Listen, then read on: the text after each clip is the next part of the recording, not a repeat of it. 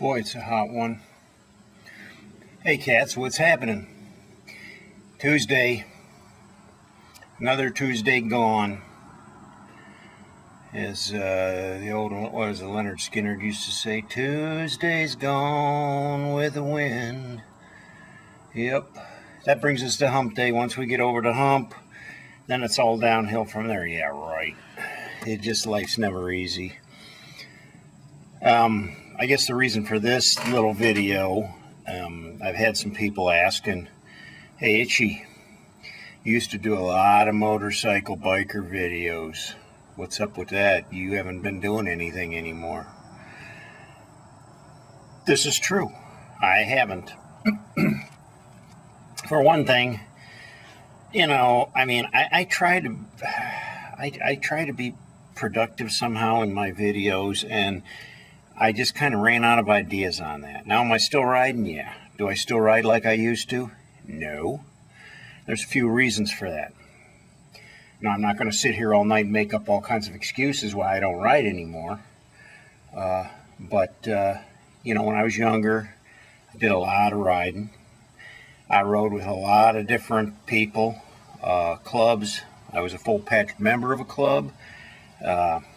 I had a lot of life experiences. I've ridden all over the country, did a lot of solo stuff. But you'll hear this story repeated with some bikers. But if you go down the wrong road, you hook up with the wrong people, eventually it's going to take you down the drain. And that's kind of what happened to me. It took me down some wrong turns and got me in a world of trouble in more ways than one. So I came to a point. It came to a very serious point in my life where I had to make a decision. It was like, you got to change the path you're on, or one of two things is going to happen. You're going to lose everything you got, everything, and end up in a gutter, or you're going to be dead. So, I started seeking out some professional counsel. Went to the doctor even. Started going back to church. And worked real hard to turn myself around. And that I was able to do, but it wasn't easy. But in the process of doing so, I lost a lot of friends. Now, in that biker culture, we had a lot of what you call brothers or bros. As it turned out, I don't know why I would ever call them brothers, because they were far from it. So I got away from them, tracked out on my own, and did some independent stuff, and was much better off for it. And since then, my whole life's kind of, completely taken a turn for the better. I think I told you before, I got a huge promotion on my job because I just started thinking more clearly and using my brain a little bit, and instead of thinking how to get myself in trouble. Met a good woman, V. She's been by my side through all of this, and between the both of us, we've struggled to carve out a pretty good niche in life now. So she's retired now. I'm looking at retiring after another year or so. I should meet a full retirement at that point. So we'll see how it works out. Retirement's hard nowadays. It's hard to make a living. Hard to especially if you got Social Security or something like that, you're not going to make ends meet. You gotta supplement that income. So I don't know. We'll see what happens.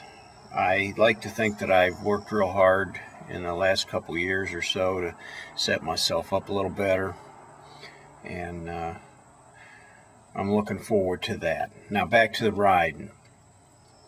We still do ride a little bit, not very much. And most of that's due to health problems. My wife and I both been through some serious health issues, and I know for myself, I'm very fortunate to still be alive today. But I'm here, and no, I don't have to take it easy. But the gist of it is that we both suffer from chronic digestive issues, intestinal issues, and I've had some major surgeries. So has my wife, and my wife seems to suffer with it a lot more than I do. So I think I came out on the better end with it, but she still has some real serious health issues that we've been trying to deal with, and that kind of prevents us from doing certain things. So what we've done, since we're both like adventurers, we still like to get out, but we can't go on the bike and go like, to Sturgis or anything like that.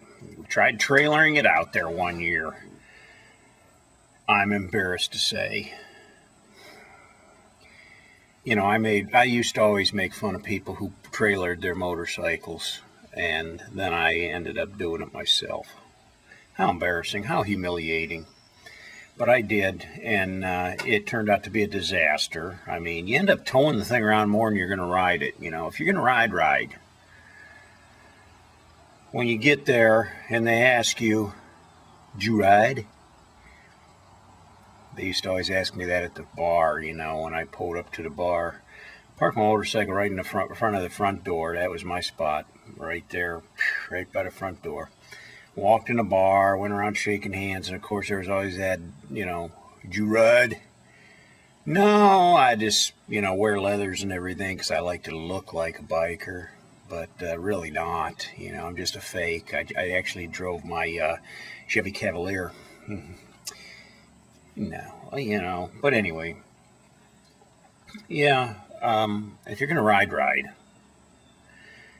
And we decided, since we can't ride cross country like we used to, and we still want to go cross country, we went ahead and went this way of the RV, bought this trailer, and we like it so much, we're already thinking about, other options, upgrades. Whether or not I can afford it, or both Val and I can afford it, I don't know. We'll see what happens. Right now, we're content with what we got. For Pete's sake, we just bought the thing. We've only haven't had it a year yet, but we've been using it every other weekend, and just love it. It's so much fun to go camping, and then have all the comforts of home there right with you. And we kind of needed that because we, with our personal health issues, it's nice to have your own facilities right there, and you don't have to run off to a bathhouse or something like that. So yeah, we're liking the RV thing, but I haven't given up on a motorcycle. Never. Come on. So yeah, I'm going to try to do some more biker videos. I got one in mind. I thought I might do one of my Biker for Dummies series on just some basics on how to ride a motorcycle. I think some people have never been on one before. They don't even know what the controls are all about. So I might just kind of go over those simple things there. Talk about that a little bit. I've taught a few people how to ride, and very effectively. Just turning them loose out in the yard. So there's a method to it, and it works. And once you get it, you get the fever, man. You get the fever, and you're gonna be gone down the road with a big old smile on your face and a teeth full of flies and bugs. You'll see. So there you go. Are you still riding? Yeah. Not as much as I used to, no. Got out of that, got away from those people. It's been good for me. I don't associate with them anymore. I can't. Two of my best buddies that I used to ride with all the time, Lonnie and Pooh Bear. Pooh Bear passed away, had a major heart attack, and just dropped over dead. He was a big fella. So, he was eating a lot of mashed potatoes and gravy. Got to watch yourself, Those arteries clog up, and it's history. And I don't know what happened to my buddy Lonnie. I don't know what happened to him.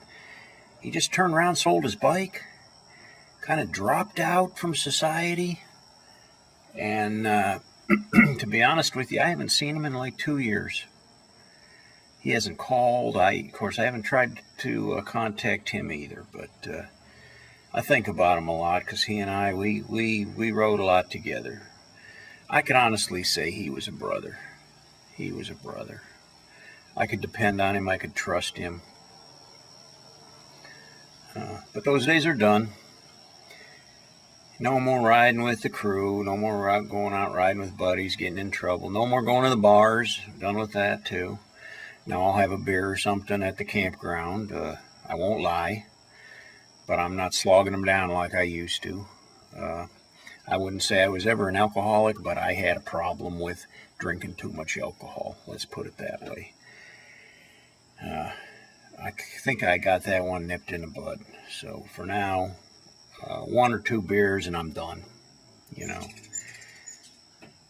And it stinks growing old too, because it's not so easy when you're, in your 60s either. Those hangovers are deadly. And I learned my lesson over and over again, and I don't want to repeat that again. So there you go. Life is new. Carry on. Until next time, ride hard and die free.